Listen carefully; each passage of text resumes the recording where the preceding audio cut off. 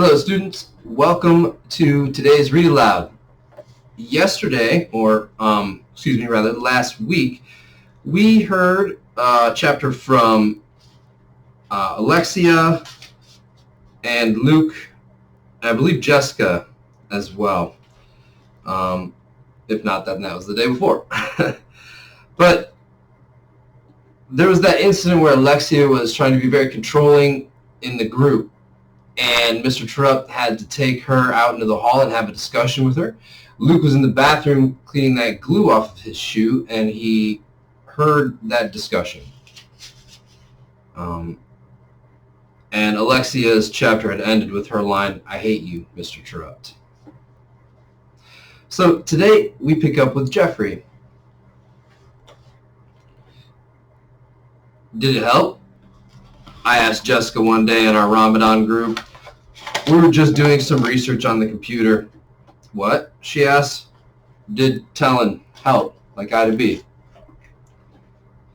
I think it helped a little, she said. I stared at the computer. I'm listening, she said. You won't tell anyone? I said. I won't tell, she said. Promise. 'Cause nobody knows any of this. I just moved here last year, halfway through the school year, and nobody knows anything about me. I won't tell, she said again. I'm not sure why I believed her, but for the first time ever, I told someone my secret. My brother's name was Michael. The football cards were his.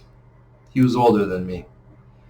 He had Down syndrome and leukemia and was real sick, so my parents had me in order to save him. I could feel Jessica looking at me after telling her that last part, but I kept staring at the computer. They gave Michael my stem cells, special cells that can turn into anything else in your body, hoping that they would become what Michael needed. It worked for a while, but then he got sick again. He was in and out of the hospital a lot, so that's how I learned about kids with special needs. I stopped. The computer was quiet. Jessica hadn't pushed anything on the keyboard. She was listening. Then, the summer before 4th grade, I gave my bone marrow to Michael. It was his last chance. Everything else had failed. I stopped again. My throat was tightening around the lump in it. It was going to be hard to tell the rest. What happened? Jessica said. It worked, but not fast enough. Michael got sick before his body could fight the cancer off. I didn't save him. The screensaver bounced around. I stared at it. Then Jessica said something no one had ever said to me before. It's not your fault, Jeffrey. I got up and walked to the bathroom. I had to. We have a chapter from Anna. I never had a teacher stick up for me before. I'd get picked on and made fun of, and my teachers never did anything. Maybe because I never did anything either. I didn't cry or get upset. I just stayed quiet. Maybe it seemed like it didn't bother me, but nobody's got skin that thick. Mr. Terupt did something. I loved him for that. He wasn't real happy about it, though. He wanted us to do the sticking up for each other. I didn't know if I could do that, but with Jessica and Danielle by my side, I knew I'd try. Mr. Terupt was right about that. Things were much easier in our group after the whole Alexia incident. She came back quiet and remained quiet for the rest of the day, and every day after that. I knew she was feeling bad. A lot of girls had felt the same way because of her, so I figured it was only fair, but it bothered me too. Mom had always told me, we don't have enough days to waste being upset or sad. You gotta be happy and have fun, Anna. I think Mom's positive attitude is pretty amazing. Especially after all she's been through. And I think she's right. We weren't mean to Alexia, but we left her alone. I hope she'd be different now that Mr. Terupt had held a conference with her. During the time we worked on our center, I found the courage to do something I hadn't ever done before. One day, during recess, while doing some stick sketching in the dirt, I took a deep breath and plunged ahead. Would you guys like to come over to my house for a play date? I asked Jessica and Danielle. Jessica looked up.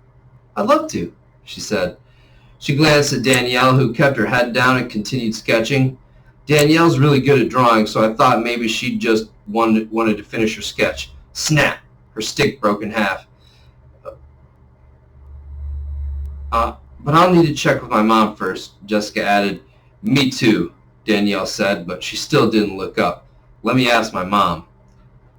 "You don't have to come over if you don't want to," I said to Danielle. "No, I want to," she said, looking right at me this time. I believed her. Then she looked away. "But I need to get permission." The recess whistle blew. Danielle had drawn 3 girls holding hands in the dirt. I smiled. They both wanted to come over. I hope their mothers said yes. Danielle. The holiday centers turned out great. It was a lot of hard work, especially with Alexia in our group, but Mr. Terupt took care of her. She wasn't the same after that. She became real quiet, which helped us get our center put together smoothly. Jessica and Jeffrey completed the trivia game. They came up with some really great questions. Luke loved playing it when he visited our holiday. He said he learned a lot from it, which Mr. Terupt was happy to hear. Mr. Terupt hung around our center because of the cookies. I made them even after what Alexia said about me. My mom and Grandma helped me find a recipe that used cumin, which is a spice. 3 of us spent a lot of time together in the kitchen. It was the perfect opportunity to ask about going to Anna's, but I just couldn't get myself to do it. The best part of our holiday centers day took place when our collaborative friends joined. That was Peter's great idea.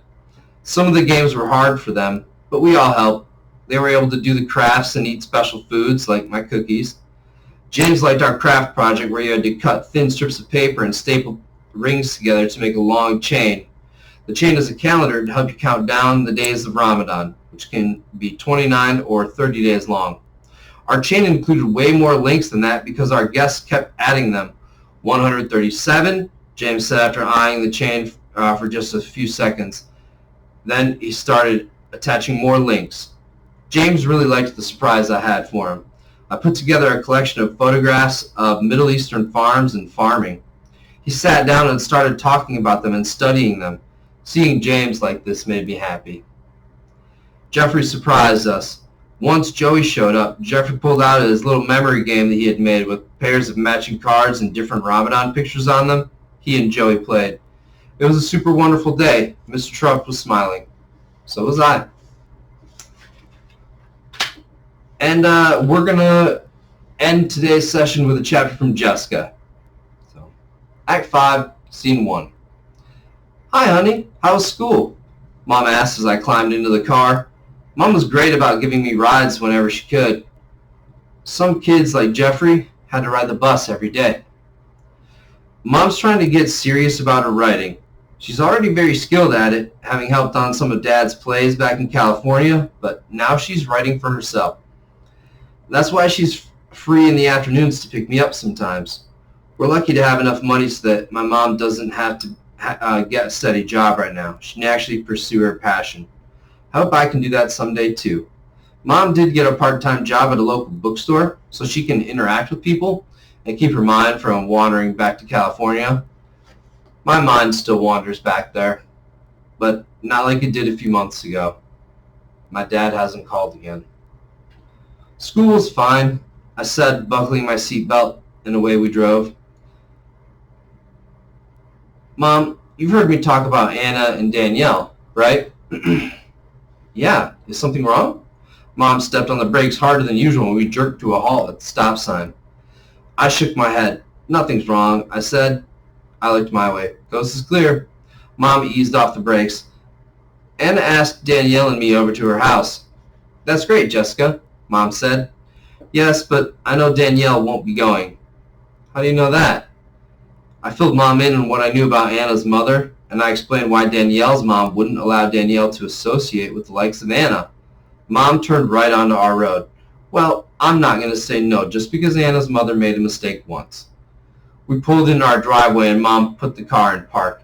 "If Danielle's a nice girl, I bet her mother is too," Mom said. "Well, but we'll make up our own minds about what kind of person Anna's mother really is. Dad made a mistake. You didn't want to give him another chance. I said. Your father didn't want another chance, Mom said. He made that clear before we left. She paused. The divorce papers came today. I sat all quiet. Mom's bluntness really zapped me. I'm sorry, honey, Mom said. I'm sure your father will call soon. You don't need to lie to make me feel better. I shrugged. Okay, you're right, she sighed. I've always been honest and upfront with you. Another sigh. I don't know if he'll call.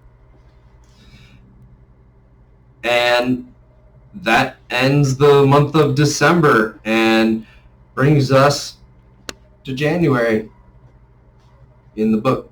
Remember that the book is organized by chapters of the school year, or by months that are occurring throughout the school year. So we are going to be starting January with our next session. Hope you guys enjoyed today's chapters. Please remember to complete your exit ticket and have a wonderful day. Talk to you later. Bye.